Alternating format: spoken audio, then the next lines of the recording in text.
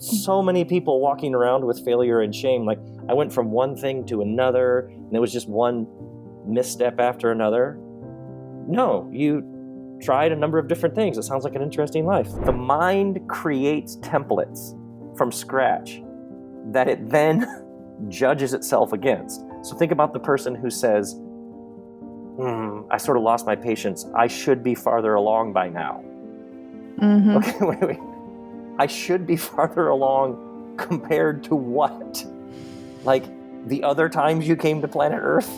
You see what I'm saying? Or think about the person who, like after the pandemic, how many of us had a low level of fatigue? They're just like, almost just like weary. And the person, God, I have like this low level of fatigue. I feel like I shouldn't be this tired. Why? Because after the other pandemics you've been through, you had more energy? Every major wisdom tradition is about learning to witness to what it is. So the moment you move from I am sad to I have some sadness I'm carrying around. Well, who is the you that the sadness is happening within? Because that you isn't sad. The sadness is something that is happening within something larger. And so as you begin to be more and more grounded in the witness to the experiences you're having, you then you are free to be much more honest about, this is really painful, this is really, because there is a you that exists farther, wider, deeper, more infinite, and indestructible.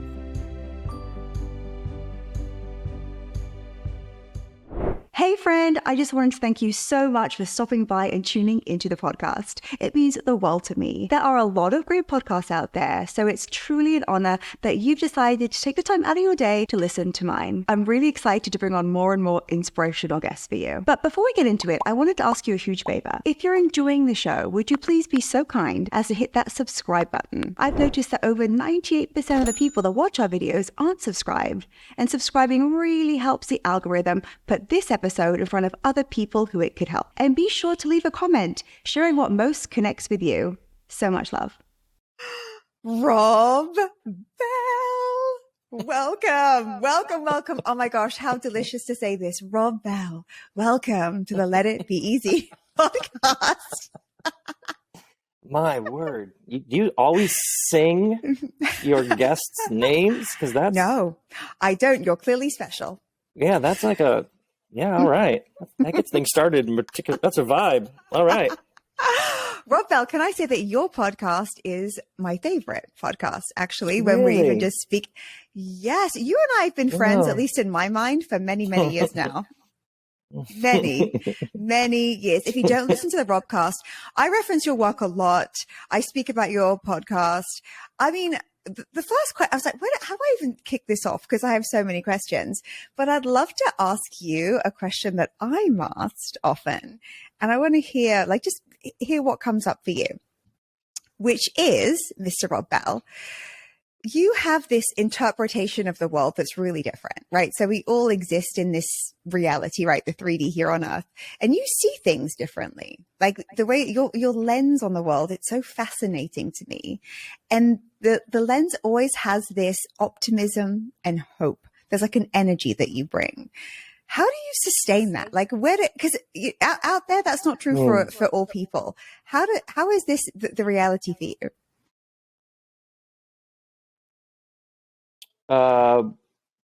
By embracing the pain. So like when I meet somebody who their presence has some sort of something to it, something inspiring, elevating, something moving, loving, there's some gravity or lightness to them that I'm like, that's it. That's the thing. I always know, they've suffered. And they kept going. So you think about the person who's cynical. Cynicism presents itself as wisdom. Like, I get how life can burn you. But this is the cynic, no matter how intelligent or how funny they are, is generally somebody who stopped. The world is hard. It breaks your heart. Sometimes people can't be trusted. The earth's on fire. Yes. But they stopped there. They stopped. So it presents itself as wisdom, but it's actually a wound of some sort. At some point, life hurt them, and so they are now standing at a distance. Because if you hold it at a distance, it can't break your heart. Wow. So, oh my. So that's, and it's actually, especially in like spiritual self-help, motivational world, it's very easy for it to be positive, positive, positive, positive, but Mm-hmm. you can't, the thing you actually want, you have to go into the heart of all of the pain and ache and angst and give it the expression it's asking for. Like you might just have to cry for a couple of years. Okay, yeah, it's after what you've been through, that makes sense, or whatever it is. Mm-hmm. You know what I mean, you were raised in a home like that, where you were sent those messages about your worth, your value, your dignity. Yeah, that's something to grieve. Yeah, give that. Yeah, go for a long hike, beat your chest, go take a plant in the desert. I don't know, like, dude. Yeah, that's like, because if you go into the heart of it, at some point you come out the other side and you're like, I'm still here. And you become aware of how sacred and precious and wondrous it is. You know what I mean? You become aware of, like, look at you and I are having this conversation. A miracle. Like, what at some point you'll record this, you're recording this, so people will, like, what an extraordinary thing we can talk about these things. Every moment then becomes loaded with like a gratitude, but you got there honestly. It's not like everything's great. No, everything's not great. If you want everything to feel like everything's great, start with it's not great. And as you move through that to the other side, when you're like, oh no, it's good to be here. Yeah. And that perspective, like that perspective, you've had so many shifts and changes in your own life. I mean, your most recent book, which I love, Find Me a Straight River. I quote you all the time. I quote you all the time on this. You can even see me actually here doing the diagrams that you requested in the audiobook. This book is magic. I'm like, wow, how does he prepare for these? Like, is he just off the cuff? Like, I so many questions for you, but this Find Me a Straight River mantra. No, not off the cuff. Actually, can you imagine? Wouldn't that be amazing? If somebody could just like hit record and talk for 3 hours, like just off their head, out of their, that was so weird. I feel like that's what you do. Or that's how it sounds. Like, it feels like it's not like you're not reading anything. That's for sure. Like it's coming from you have an outline, I'm sure. Yeah. There's paper and pencil, paper and pen. Like here's the next Robcast. Oh wow! Right here. So here's like But then there's also these size pieces of paper, and then there's also this size paper. So it depends on what we're feeling. The size of the note, the size of paper. Or there's a maybe it'll be in Sharpie, or maybe it'll be in this pen. It depends. So, but it's always in handwritten form, no digital forms. Sometimes I'll go through a period of a couple months where I'll type up a couple notes. So for everybody who asks, like, what are the routines, or I would just say, whatever I'm telling you, talk to me in 6 months, and it'll probably be different. Because I'm sure you've had that question about whatever the rhythms are. Like, they're very important. It's just that each new chapter project seems to arrive with its own idea of how it comes into the world. So you're like both setting these structures up that work, but you're also listening for whatever it is to help you shape them. And this is part of the river almost, isn't it? That when we speak about, find me a straight river, I feel like that could shut down any conversation where someone's like, oh, it's not working. I had a bad year. Find me a straight river. Just throw that in their face. It's so, I love this audiobook. It's 3 hours. You must purchase it, everybody. It's incredible to listen to. And I think that this topic is actually really relevant right now. I know that it's proven that the end of January, this is when we're at our most depressed, almost. I've heard statistics. Yes, especially like the final Monday in January is proven, I've heard, to be maybe the most depressing. I think there's so much pressure on a new year, right? If you haven't come out of the gate, loads of money saved, big project launched, travel plans all tied with a bow. Wow. That, The last Monday, statistically, according to the research, of the month of January has the highest rates of depression. Yes. Of the whole year. Yes. That's what you're saying. Mm-hmm. And I was thinking, like, That's a weird stat. Isn't it interesting? Yeah. It's like the month is still fresh, but hey, the new month is nearly here. February's nearly here. Mondays are depressing by nature for a lot of people. Apparently 85% of people in America don't like their work. Also heard that stat today. Sure. What do we like?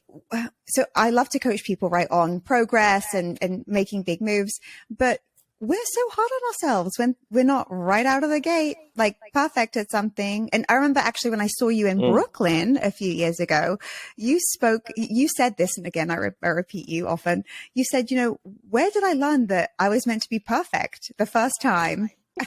That's a weird idea. You tell a story about butter, people churning their own butter. I mean, there are stories. Like, what do we need to know, Rob Bell? Like, the end of them. Yeah. What do we need to know? Like, it's not working out. We're hard on ourselves. So what took me a while to understand is, if you look around at how the world actually works, like there are no straight lines in creation. And the only straight line you could actually point to would be the horizon, which is formed by a curved earth. So you think about a river as it makes its way down the mountain, it meanders. You think about how, like, a tree, its leaves grow and then die and then fall off. And very few seeds actually will become trees. So a tree is incredibly wasteful. Like, what is 200 million birch tree seeds to create 1 or 2 new birch trees? So if you actually looked around at how it works, stars die. The created order, it finds its way, and it makes way more than it actually needs. Way more seeds than actually become fully realized plants. And it doesn't call that waste. It's just how it is. So the modern mind takes this life that we each have and wonders why it didn't nail it right out of the gate. But that's completely out of step with how the whole thing actually works. And you can see how what the modern system did in order to exploit the earth in a non-sustainable way is it had to separate us, even like the environment. But even the human body is made, carbon, nitrogen, of all the same elements that all of creation is made. So even to separate ourselves from the environment, you have to do that if you have nefarious goals, like to exploit it or something, or to subjugate it or dominate it, as opposed to live in harmony and flow with it in a sustainable fashion. So even the idea of the environment is not actually true, because we are the environment. Yes. Literally, in lots of cultures, when you die, they bury you in the ground and you become part of the ground.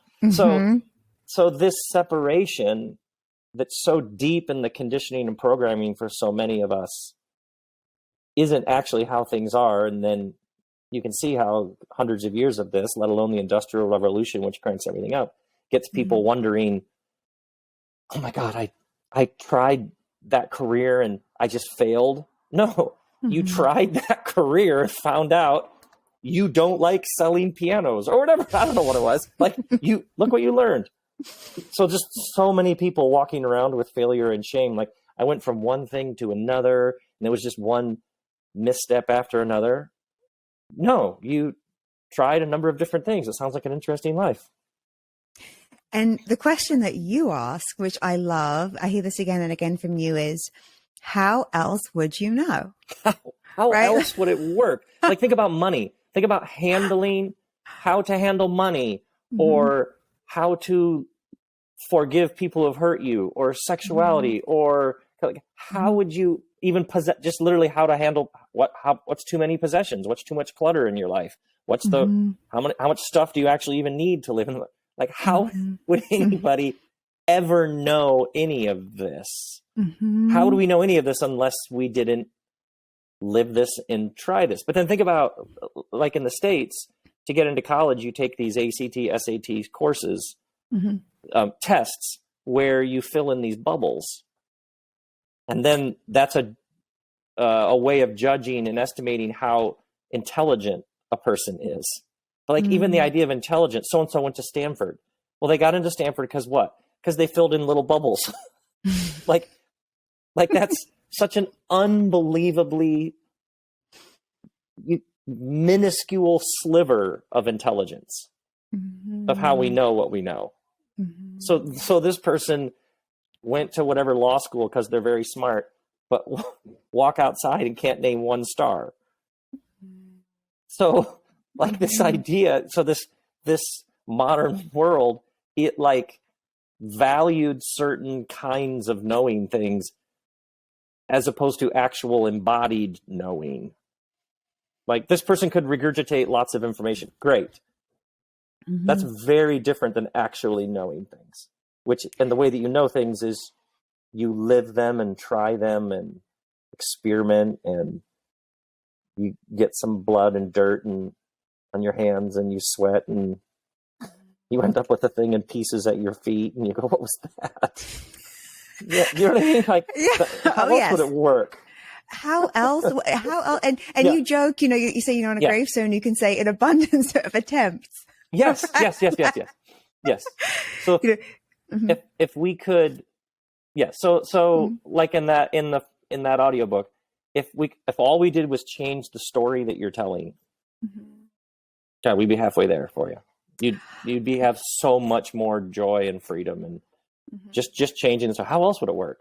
How else would I know how to be me than to be me? And you say too, with nature, when we look at, the seeds, for example, from the tree, there are no judgments around that. We're not like, oh, we got to get on this. Someone's got to fix that. Like there's so much, like this is inefficient. Like right. Right. Trees aren't like, God, I'm having a bad day. It's just not even and that's the beauty of the pure being of creation. Doesn't have any of this. Doesn't have any of this stress or anxiety. That's how things work. Things die. Things are born. Things get planted. Even the things that live, they live because they were planted, and to be planted is to be buried in the earth, which is what we do when things die. So even the death is built into the life itself. Do you find, Rob, that you go back to your own history for proof of this if you ever need to be encouraged? Like, so I know that even like you say that you started your podcast because something didn't work out that you hope was going to work out, but it led to, hey, you with your microphone. Oh, that's right. Using your like son's microphone, right? It was like very humble, like, experiment. And here we are. Yeah. You don't know what things will work, will take on a life of their own, will connect. You don't know. Well, so it's like the abundance of attempts. Yeah, that's. How else would it work? So what happens over time is that just becomes normal, not strange, or you just get more and more fine with that. You just made peace with it on the front end. Yeah. I mean, I always look back to myself like, I thought that something wasn't working, but then I just stuck at it a bit longer. Or I pivoted, I think we'll have these like histories, like with the universe somehow. And one question I wanted to ask you, because, this comes up for me a lot too, is people ask, well, how do you know when it's like time to give up on something? Like, just say you're like, okay, this is my dream. You're going for it. And there have been the abundance of attempts with a good attitude. It's not working. Is it like you're one step away, like the guy digging for diamonds, that meme, and he's really close and he throws away the shovel, like, oh, so close. Or are you like, time to meander around that river? Okay. A couple thoughts. First off, the interesting thing about the word dream, I don't have any dreams. Because the nature of the word dream is the dream has a very strong energetic imprint. So notice how the word dream, what it does at a very subtle energetic level is keep the thing at a distance. Yeah. So a dream has a subtle undertone of not real. So when the person, one time, where was I last fall? Somewhere in Colorado. And a guy asked, I have a whole bunch of dreams. And I said, there's a group of people. I said, do this for me. I'm going to say this word and you give me the hand motion. Give me like a physical gesture for this word. Dream. Because he just used the word dream. You could see how it was dominating his even nervous system. It's a dream. And he reached forward like he was trying to touch something that was too far out of his grasp. Instantly. That's what his body did. Yeah. And it's like, so what does the word dream do for you? And he said, oh, it keeps it permanently out of grasp. I said, so now try this. Try this word instead of dream. Next step. He's like, oh, I could do a next step. So this, like, my dream is to have hold on, back up. Let's talk about a next step. Because whatever that thing is, the only way you'd ever get there is just humbly, quietly, day after day. And what's also interesting about this diamond digger meme is the diamond digger meme, which I haven't seen that before. That's quite funny. But just hearing you say it, notice again the energetic imprint that it does at a soul level with that is it implies there's a diamond. So what's interesting is the thing about the meme, having just heard it from you, is it looks like it's about wealth and abundance, but it's actually about scarcity. There's a diamond. So this is why those singing shows, when the person's about to like go on stage and they say, this is my one shot. No, it's not your one shot. You can sing in the subway. You can sing walking your dog. It's not your one shot. This is my one shot to what? To be happy? To make it? So it appears like the person's about ready to go on national television and have their great moment, but it's actually driven by scarcity. There's not enough. This is my one shot. If this shot doesn't become a thing, then I'm in trouble. So it's actually scarcity.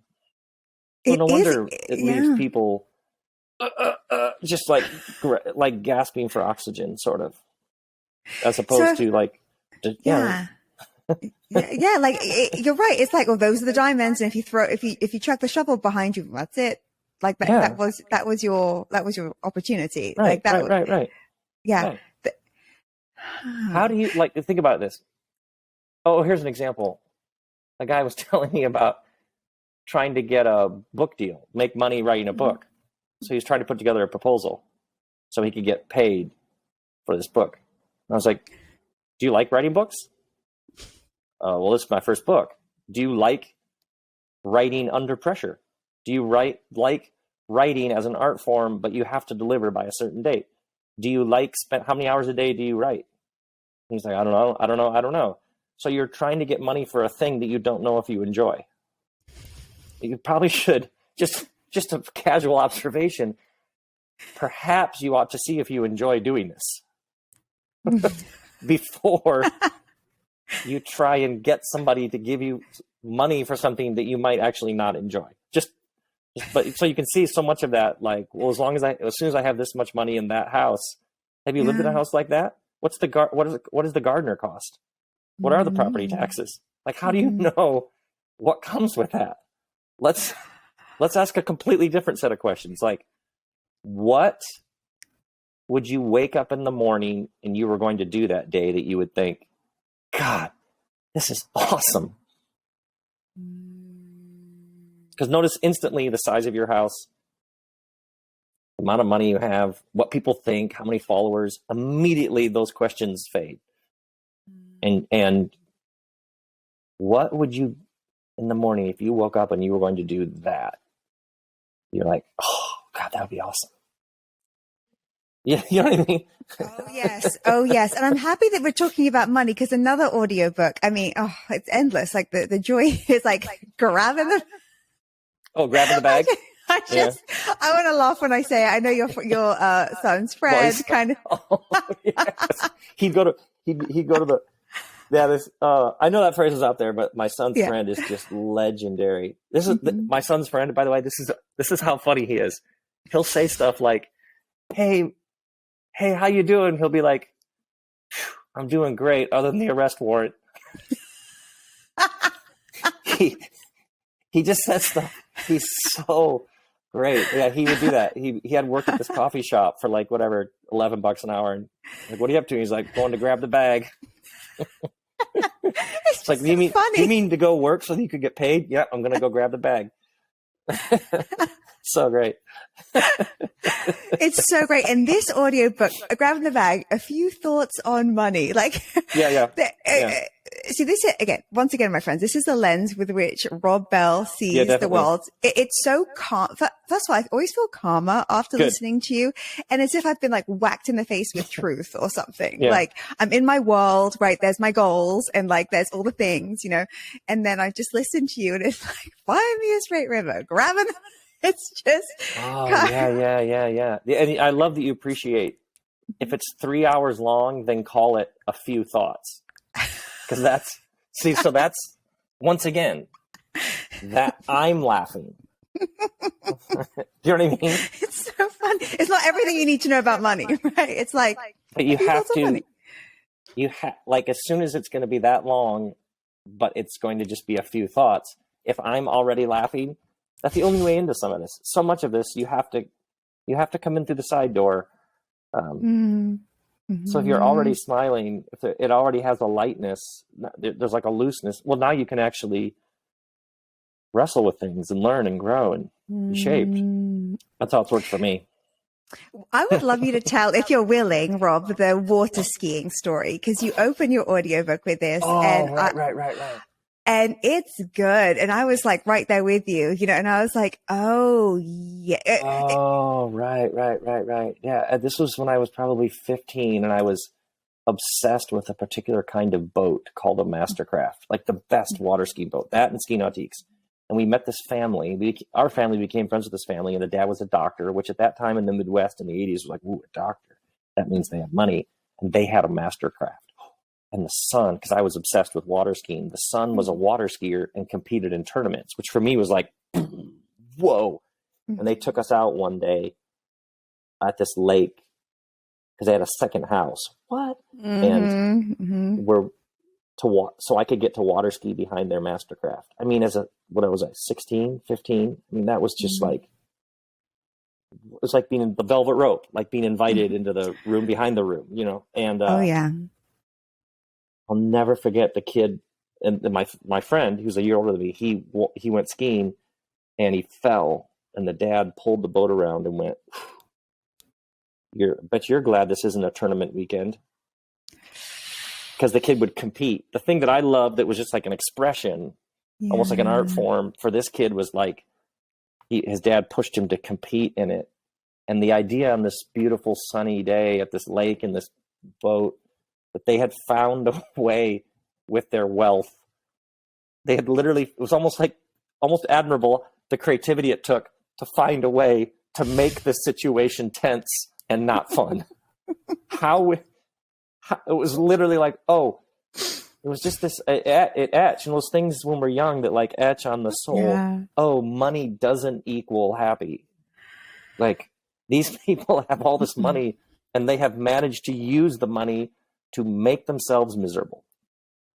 It was like really, really, it's almost like the thing that if somebody's doing it with the thing that you think is like closest to your heart, it's like, that's how the curriculum, Kristen and I always talk about that your life is like a curriculum that you're learning. And so, but what's really fun, just to add, we call this advanced player move, is you're the one who set up the curriculum. So like when you go through something really stretching or difficult or whatever, traumatic, some of those things can't be explained, and that's not a helpful way to think about it. But sometimes when you're in something and just go, this is too weird, it's too bizarre, it's too painful, there's obviously something going on here for me to learn.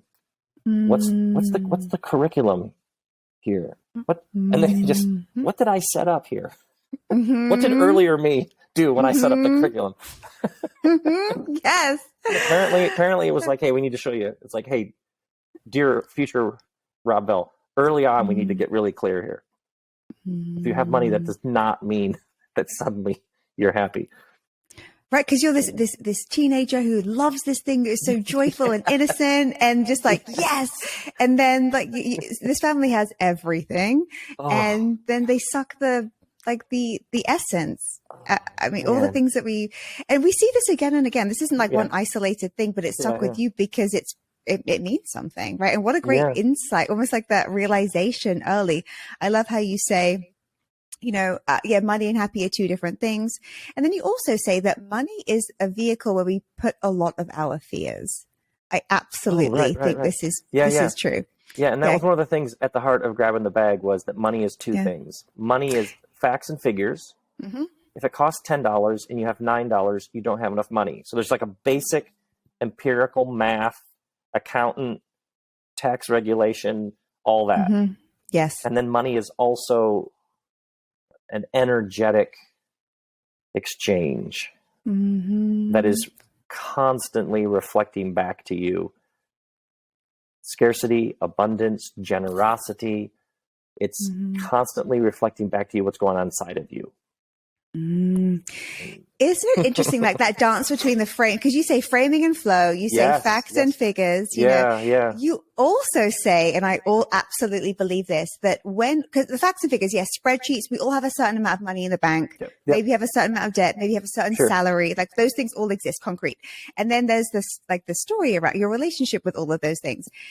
And you say that the story can somehow change the figures, right? And this isn't like just dream of having a $10 million check. It's actually the story, like the dance between the concrete reality measurable and then the energetic piece. How do they interact? Well, I just started to notice that the people who are generous, first off, people who are generous never use the word. Same with brave, same with curious generally. People who are the thing generally use the word. They don't use the word because it's just how they are. For them, it's just Tuesday. You know what I mean? Oh, you froze up on me. Oh, you there? Now you're back. We're back. Okay. Yes. Yeah. But I noticed the people who saw money. It's almost like there was a large front door and a large back door. Money comes in, it goes. It wasn't that they weren't responsible. It wasn't that they didn't have an eye on it. They just understood that it took part in this larger receiving and passing along. And the more loosely, this paradox of being careful and paying attention, but also holding it loosely. So no, it matters, and it's just money. They held these two in tension because sometimes you need to be reminded it's just money. And sometimes you need to be like, wait, let's sketch out that budget again. And it's the dance between the two. And anytime someone goes, oh, I don't even worry about the money, I just trust it'll all be there. That person is living in a van down by the river. The person who's like, I watch every penny, I'm not going to get screwed by it. That person tends to have less and less. While even they may be stacking their pile of gold, less and less joy, less and less freedom. That's why you can often see when people when people get money for the first time, you'll often notice a weird split between them of they want to go get the Range Rover, which is classic new money move, but they also often get super hyper protective of it. So there's this desire to splurge and show everybody what they got and enjoy it, but also this tightening down because and so you see each of those are energetically, neither one's going to, so there's like the joy and the celebration and the like, yeah, great. And there's also, if you grab it too tightly, so you're like constantly moving between these two. Yeah, fascinating how that works. Yeah, I mean, absolutely. And I've aired more on I trust, like I have a trusting, and I believe in abundance, blah, blah, blah. But also use this word shrewd. And that is also what I have become too, especially with many moving parts in your life. Yes. and you share these great quotes around it from the Bible. I mean, there's so much to talk about just, on this topic. You tell the story. I heard it in Brooklyn and I heard it again in Grabbing the Bag about the white stripes. Oh, right. Yeah. Could you tell us that? Yeah. I was on tour in 2006 and I was doing the Glass House in Pomona, and the White Stripes at that time were like just exploding as a band. They had done that same venue a couple nights earlier. And I was talking to the house manager. Oh, the White Stripes were here. And he was just telling me about, he said, what's interesting is Jack White, who's gone on to do like 1,000 things and is like a wildly, propulsively creative individual. Mm-hmm. He said, interesting. He said that they travel with an accountant who's like really, really on it, like really good. Mm-hmm. And to this day, anytime I see Jack White, I'm like, that guy who is known as like, he just sort of follows the muse, like the ultimate artist. Now he's playing with this band. Now he's doing upholstery. Now he has a design studio. Now he's doing this record over here. Almost like, man, he's just following the muse. Yes. And down the hall, there's a guy named Arnold in a sweater vest. With a clipboard. Who's making sure that this thing has integrity all the way through. And every time you see, as a general rule, somebody doing really interesting things in a sustainable way, probably somewhere, if it's not them, they have built some coherent structure that's paying attention to what needs to be paying attention to. And that sort of old world, like, I'm not going to sell out, man. It doesn't matter about the money. Yes, you're typing that on your Mac. Someone bought that Mac. Someone bought that laptop. Like, it's almost like there's an element of just growing up. And yeah, if you pay attention to just give them a little bit of energy, and then they won't haunt you down the road. Just a little. Is this something that you've learned like the hard way, or did you always know this? Like, are you always conscious in your own life of like the specifics, and then just because you also say, and I love this, that, it's your money and it's not your money. It's not money. You're right. I think for Kristen and I, it evolved over time because we were following something. We were doing this work that brought us great joy. And we kept arranging our life so that we could follow what's the next chapter looking like. And so gradually just realizing, oh, yeah, so what would that require? What would that look like? Okay. All right, let's do that. We got live with less, go here, go there, buy that, don't buy that. Like, you just start to realize that paying attention to this, if you line it up well, we would talk about like airtight integrity all the way down. Like, then you can do the thing that you're going to do next. And yeah, I wouldn't say like it's more like, if I say it's more like a feeling, that sounds kind of squishy, but it is a sense of, oh yeah, this will work. We'll be okay. We'll be good. Yeah. And then it weirdly works out. It's hard to answer the question because it's much easier if the person's sitting in front of you and you go, okay, so right now, what's the project? Yes. How are you doing? What do you need? What don't you need? Like your work is, let's get granular. And in my experience, pretty much 100% of the time, anybody asking these sorts of questions about how do I need, how do I make, here's an example. During COVID, I was doing these sessions with people on Zoom, and a woman began the session. She began the session with, how do I make money? And I was like, okay, first off, I'm the last guy to talk to you about that, but just for fun, let's hit the ball back and forth across the net and see what happens. So I was like, well, tell me about yourself. And she just launches into like, well, I was an executive chef, and I did this, and I did that. So we had to clean up some shame around all the different things she'd done and say, well, sounds like an interesting life. Sounds like you've had a wonderful path where you follow something for a while, then you follow something else. So we had to clean up with the shame around she hadn't done one thing and just sort of, but then what's interesting is one of the things she mentioned was a chef. And I was like, could you teach somebody how to cook for themselves? She's like, yeah, I actually love teaching. So right now we're in lockdown. Hundreds of millions, billions of people are having for the first time to cook for themselves. Can people hire you to teach them over Zoom how to cook some basic meals? Oh, I never thought of that. And then we went back through the various things she told me she'd done over the years. It was like, well, can somebody pay you to teach them how to do that? Can somebody hire you to do that for them?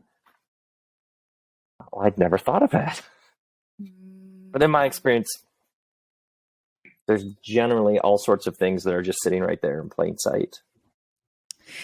Do you think that the average human, I agree. This is my point of view. I want to see if you agree.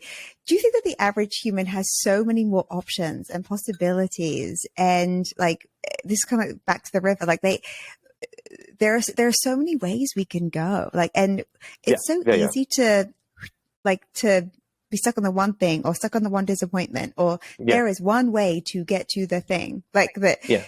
And that's scarce. Yeah, the problem is the diamond meme. The problem is the idea there's a diamond down there. So just keep digging. Well, just look up. There's a tree above you. It's an avocado tree. It sells by the side of the road for $1 a pop. What are you doing? Stop digging. Get a bucket. Just...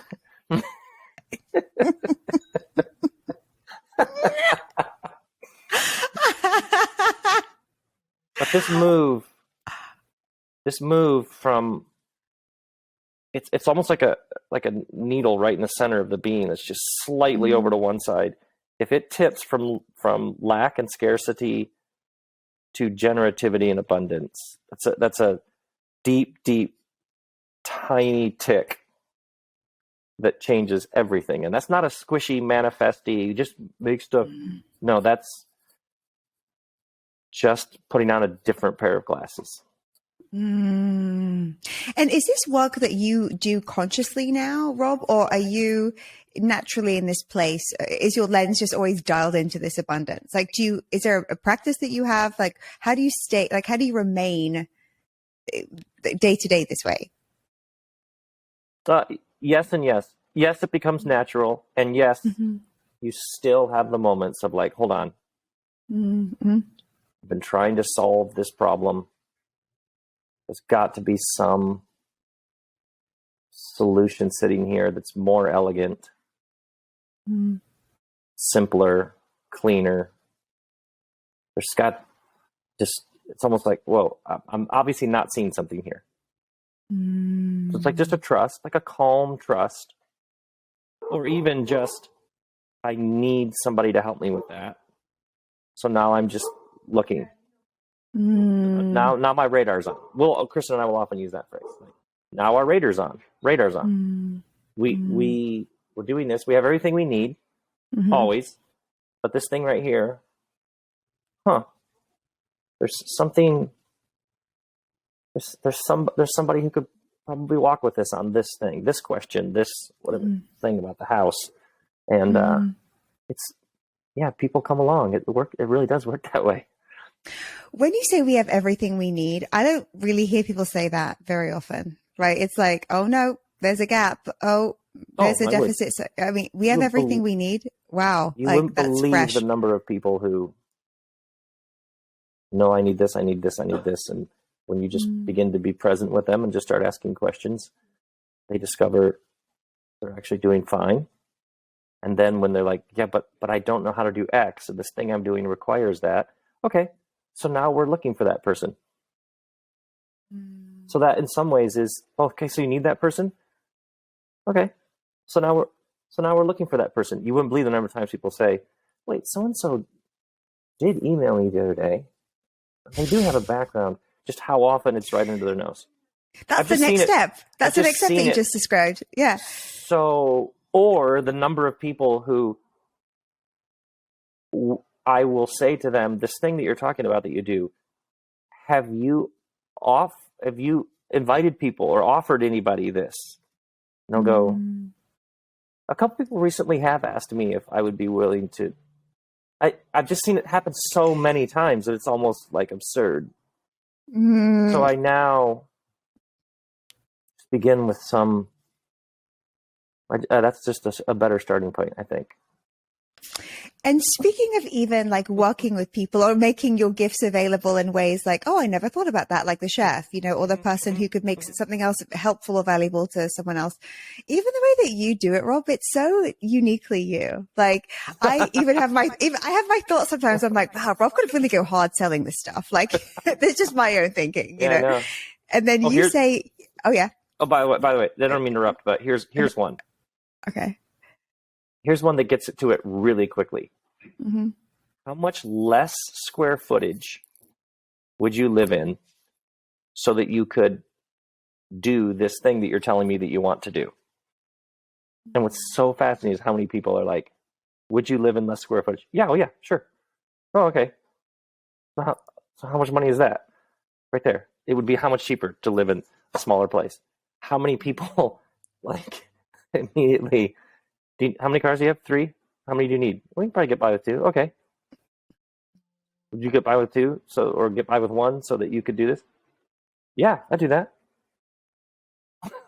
Yeah, or the person who's like, or the person who has like this, or some project, some art, something. Like, yeah, but I need to. Okay. Would you work? I'll just pick a random place. Would you work somewhere 20 hours a week so that you could do this thing the rest of the time, and that would fund this? Oh yeah, I do that. Like you just like how many people instantly you just give it some sort of very minimal structure and they go, oh yeah, I'd trade that for that. This freedom that you want, this whatever you want, would you go with less over here so that you could have that freedom? As soon as you just get granular with the trade-off, the number of people who are like, yeah, totally do that. Oh, okay. And so that's both, again, the facts and figures, right? Yeah, a literal, downsell and a relationship. Exactly. I think we're afraid of what people will think. Like, no, always. Right. And so what's interesting is always you begin to, quite quickly, you can see what's on the person's shoulder. Mentor, extended family, expert, somebody on TikTok. Ex-husband, ex-wife. Ex. Yeah, because the messaging and the conditioning began young and was very clear. So generally we have to, at some point, we have to remove that voice. It's no longer helpful. And bless it. That was helpful for a while. That tribe shaped you, helped you. So it can't be an anger thing. It has to be that voice helped for a while. Taught you how to ride a bike. Helped you get through college. Great. Just now, not so helpful. And this is also all explained in Find Me a Straight River, where you speak about the shrubs, the dangerous animals, financial worries being our modern equivalent. Right. Yeah, this is all we come by this very honestly. It's almost like biologically and cellular wise. We come by it through tens of thousands of years. No wonder it's in there. There's a word I learned from you. Pleonexia. That's a good one. Oh, right. That's the never not enough. Yeah. It doesn't know when it's enough. Yes, and you're like, how will you know? Like what's the? I always remember. Did you watch Breaking Bad? Oh my word, yes. Mm-hmm. Oh yeah. Do you remember towards the end when he has all that money and Skylar, his wife, lifts up the top and there's just like, it's just like cash. They can't even store it. And she's like, when is it enough? Yeah. And I thought of that actually when I learned this word, pleonexia, because we don't actually know. It's just, and it has no shape or form. It's the same thing as the person who hates the government. Yes. You can't hate the government. That's not a thing. It has to be people who made policies. But like a vague thing keeps you completely locked because there's nobody. So it doesn't, the heart can't do anything with something that vague because it has no shape or form. You have to actually talk about the shape or form. The same with this. You have to actually get to what's the number. Oh, you don't have a number. Got it. Got it. I You kind of don't realized have that a I number. didn't have a number, actually. I'm like, just more. Like, always Yes, more, exactly. more. And I'm like, Exactly. what's my number? Now I have a number. But I'm Yeah. like, well, always more. Like, that's just, isn't that the And you thing? think, Like, and you think about the entire economic system of the Western world is this person's the CEO. Their job is that last year the company grew by 5%. So this year it needs to grow by 7%. Why?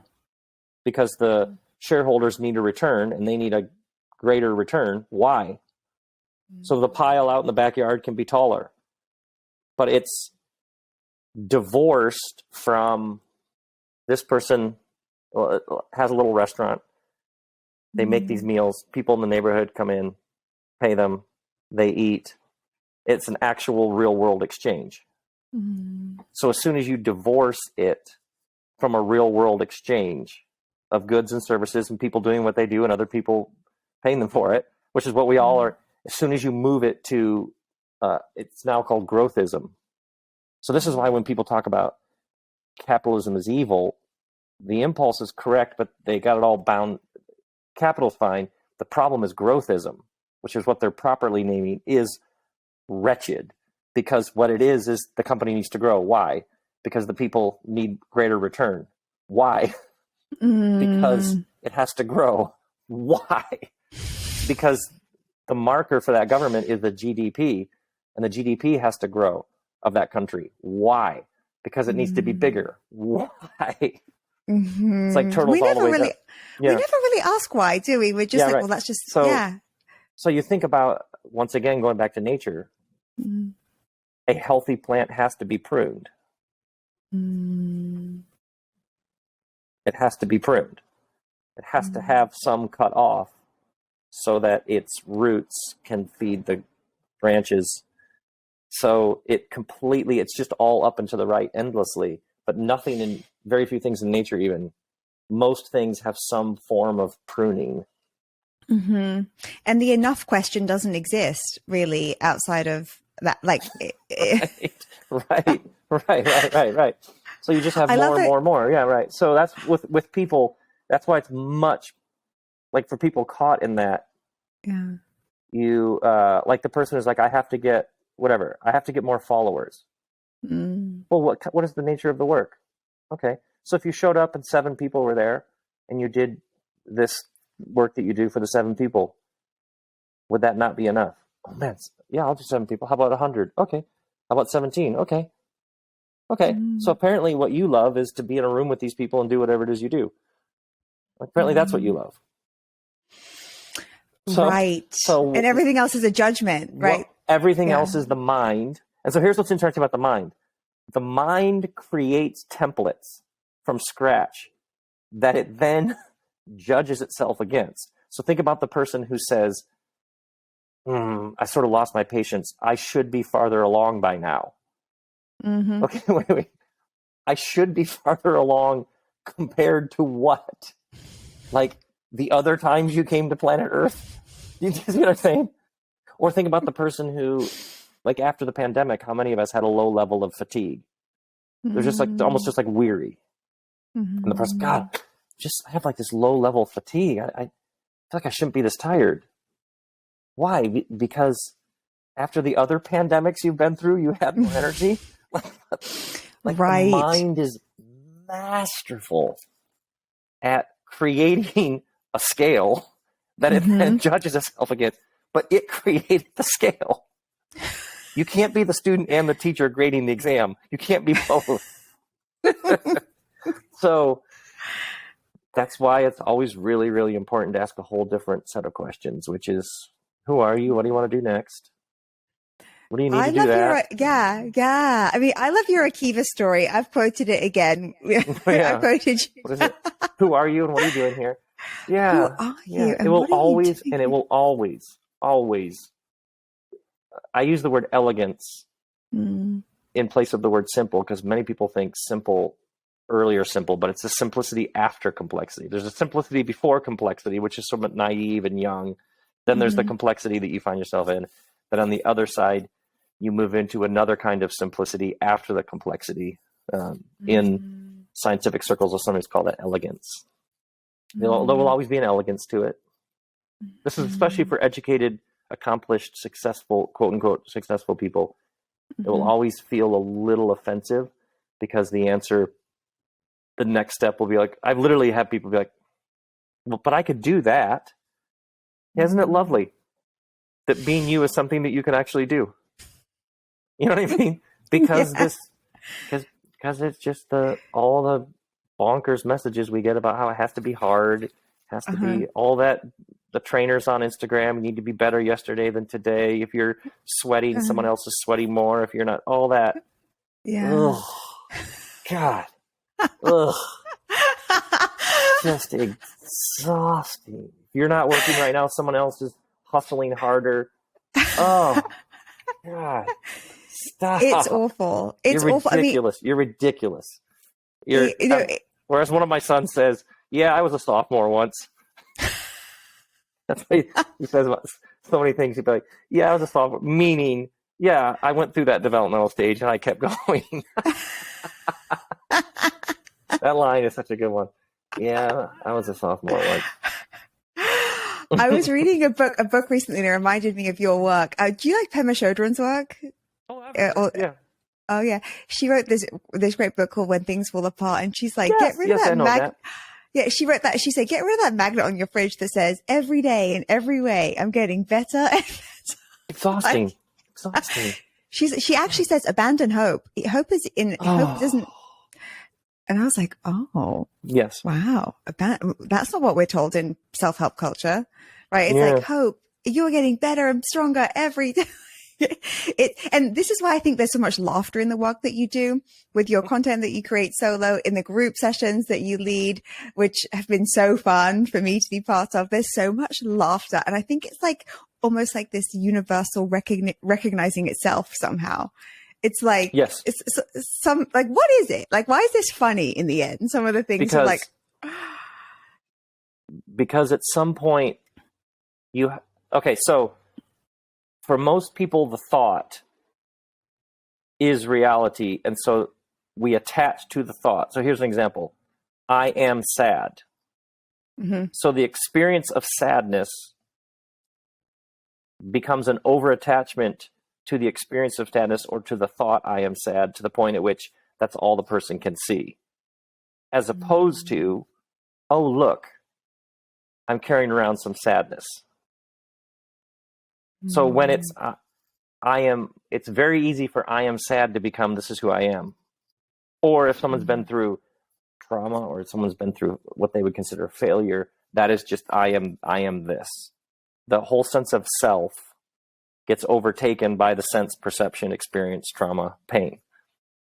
Every major wisdom tradition is about learning to witness to what it is. So the moment you move from I am sad to I have some sadness I'm carrying around. Well, who is the you that the sadness is happening within?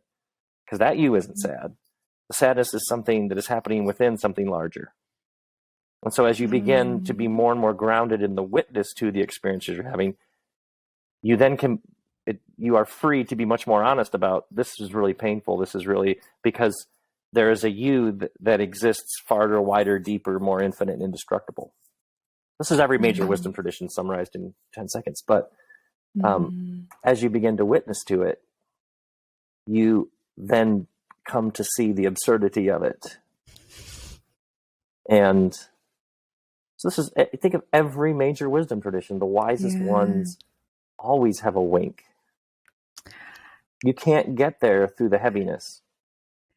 So think about the person. Portal. Yeah, it's like a portal into something. So think about the person, because this was me. This was me 15 years ago, man. We're just changing the world. I'm here to change the world. Oh God, it's so heavy. But the person who, with a wink, it's like, well, this is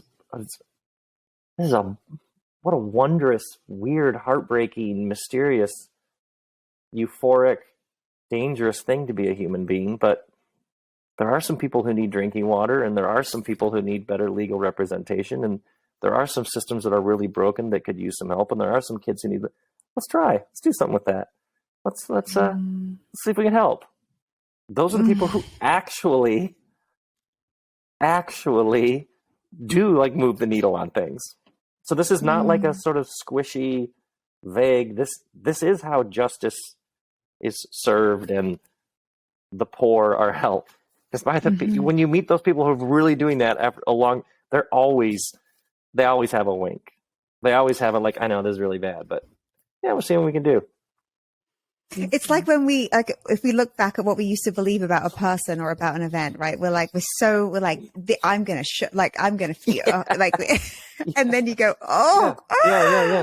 Yeah. Yesterday I did the past 2 days, did a 2 days here in Ojai where people come and we sit for 2 days and people one by one sit across from me and tell me, and one of the people shared about a horrible stalker situation, like a nightmare involving cyber hacking and flat tires and just really, really, really, really, really so violating.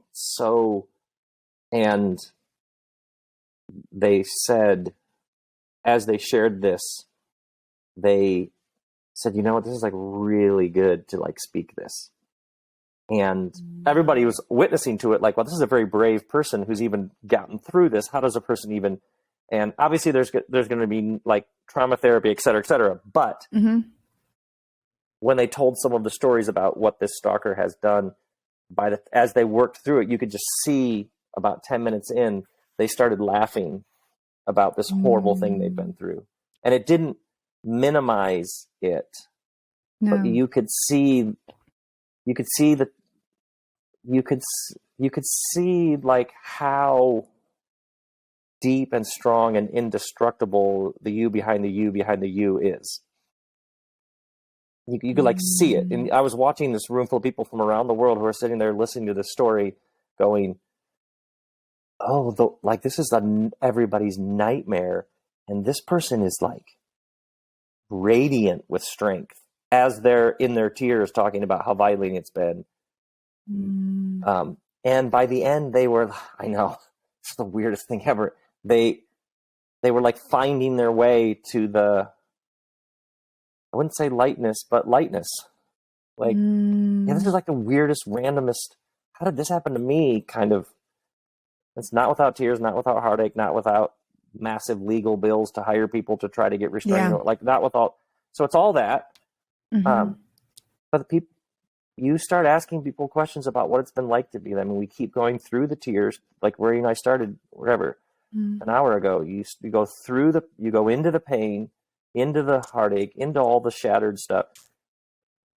There is a you in there behind the you that we discover is like resilient and indefatigable and able to witness to all of it. And yeah, you might even find yourself laughing. We will say it was so bad. We even will say it got so bad, all you can do is laugh. Yeah, that's all you need to know right there. That's all you need to know right there. It's like the eternal. The eternal somehow is there. Yeah. Yeah, and actually that's because I grew up in a very safe, comfortable, loving family. But when my first job, I got a job as a pastor, and that job was like funerals, prison visits, suicide calls. So I was like 25. I remember at 25, 26, doing a funeral for somebody who had just gotten married, doing a funeral for somebody who had died of AIDS. And in the 90s, people were just barely beginning to talk about that. And just being way over my head in these situations, visiting people in maximum security prison and just way over my head. So you're just seeing like a front row to the ways that life can like just wreck you. So I sort of had to come up with some way to handle what I was seeing.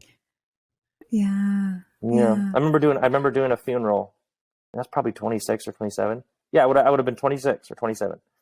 And a guy's wife had died. And I got to the chapel where the funeral was going to be, and I was the man was there.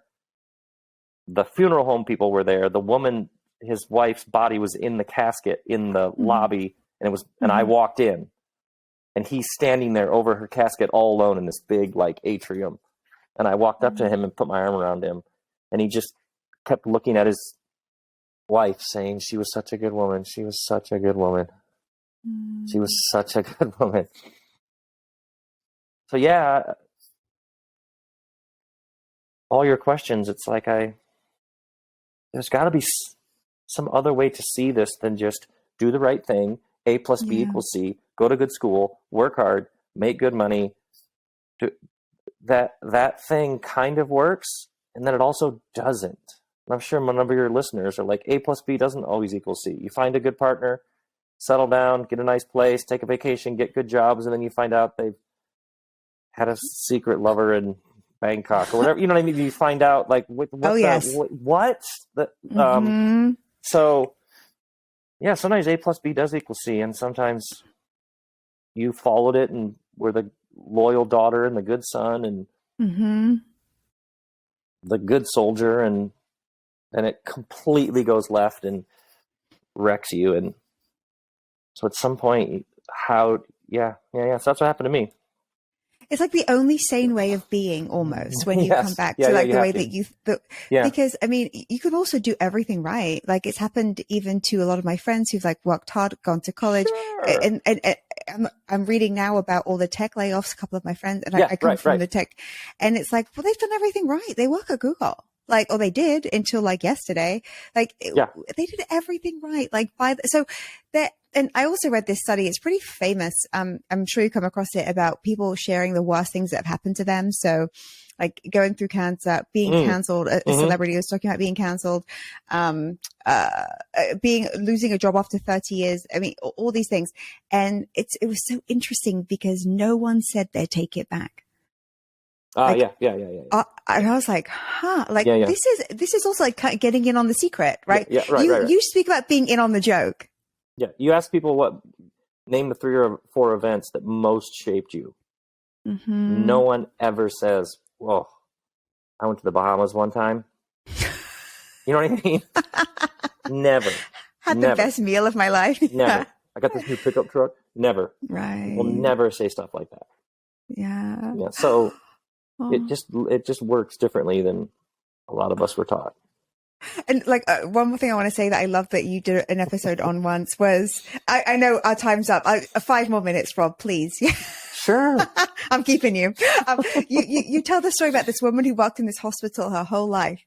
And then one day it was her last day, and you're can you imagine her getting in her, it's just like, it's almost like you see things from like this. This bird's eye view. Where was I? Where was that? I was at a party. You know that thing at a party, like, who are you? What do you do? That whole sort of, okay, would you like a drink? Yeah. I was like, I was a nurse for 35 years. Oh, really? Which generally is like, oh, okay. And person's standing next to her. And what do you do? I was like, oh, really? Was there a day that was your last day? Like, yeah. So there was a day. Did you have like a box with like a coffee mug and pictures of your grandkids that you like carried out to your car? It's like, yeah, I had something. What was it like to walk out after going to that hospital for 35 years, most days? What was it like to walk out your car for the last time? She told me what it was like. You could tell she was like, who is this guy? What the?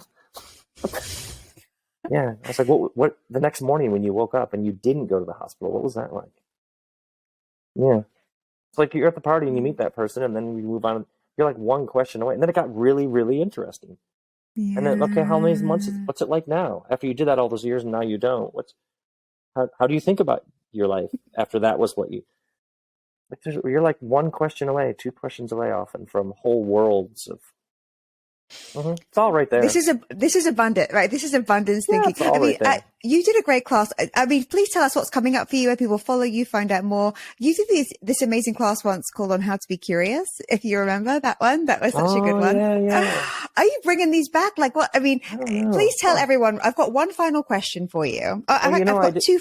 Yeah. We just published, I have 2 new books that just came out on 2 of my plays. Yes. So there's always that kind of stuff going on. Yeah. But you're right. It's all about, we needed a handyman to help us with something on this house we just moved into. Handyman comes up the driveway and he's wearing this giant light blue t-shirt that has a Native American woman on her knees, opening her arms up to a giant wolf on the other part of his shirt. Mm-hmm. I was like, God, that shirt. He's like, I know. He's like, I love tie-dyes. How is this not going to go well? Everybody would just slow down and celebrate that guy's shirt.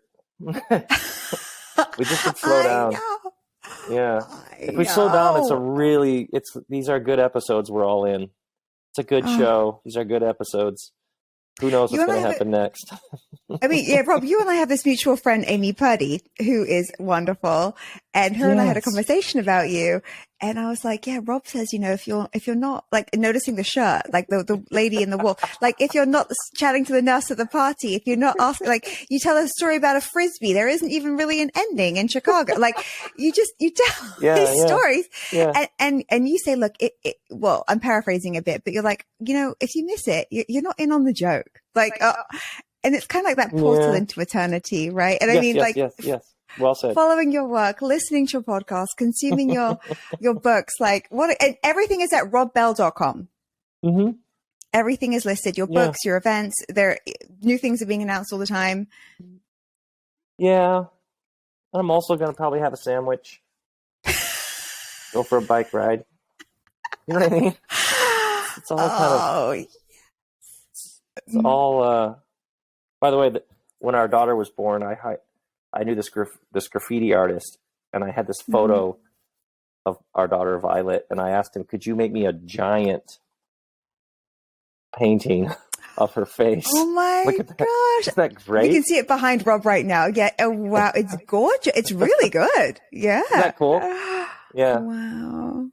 Yeah. Wow. So, yeah, we get to do some really enjoyable things, but it's all doable. Talking to you here. Letting it be easy. Sandwich, maybe. My daughter and she's going to be done with school this afternoon, and she's going to walk into town. I'm going to meet her at this art store. We're going to buy some supplies. Yeah, it's good. Oh my gosh, Rob. I mean, yes. Yeah. Pay attention, friends. Okay, look, this is available to us. Pay attention. No, work till your eyes bleed. Wait, where'd you call it? So, Rob, 2 last questions for you. First, everyone head to Rob Bell. If you don't listen to the Robcast, you are missing out. Dedicate your life to the Robcast. It is so good. I live for it. You'll actually notice so much I share from Rob. Like when you listen, you'll hear a lot of me repeating Rob. Okay, 2 last questions, Rob. Number 1, if you had a message, if there's say a group of say like 16 to 18-year-olds and you had like 30 seconds and it was 5 million of them. And it was like Rob Bell's message. Well, and today I know it might be different to what it might be tomorrow, but what would your message be? Oh, I wouldn't have one. I would ask them questions. Even better. Curiosity. I would ask them questions about what it's like to be them. Because we want to be seen and witnessed to before anything else. So one more person who's giving them a message. Yeah. No. We need to be, what we want is to be seen. I would ask them questions and see them. And then finally, Rob Bell, because I have to let you go. Why? God, 5 million. God, 5 million kids. That would take a while. You'd be sticking around a while. That'd be really interesting. Okay. Rob, what's one thing that you do in your life consistently that allows it to be easier?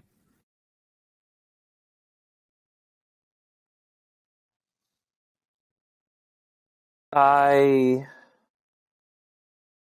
take a deep breath and remind myself that it's good to be Rob Bell.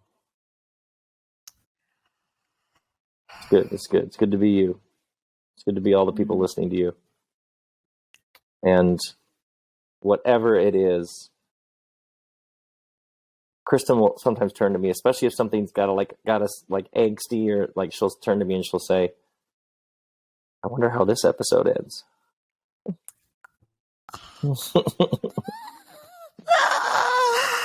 Rob Bell. That's what Thank you. Wasn't My this fun? gosh, I hope you'll come back. Okay. We'll do it. We'll do it. Oh, Rob Bell, what an honor, privilege, joy. Thank you so much. And stay tuned, my friends, until next time. Rob is coming back. So Excellent. until next time, fab listeners, love So and good. ease. Thank you, Rob.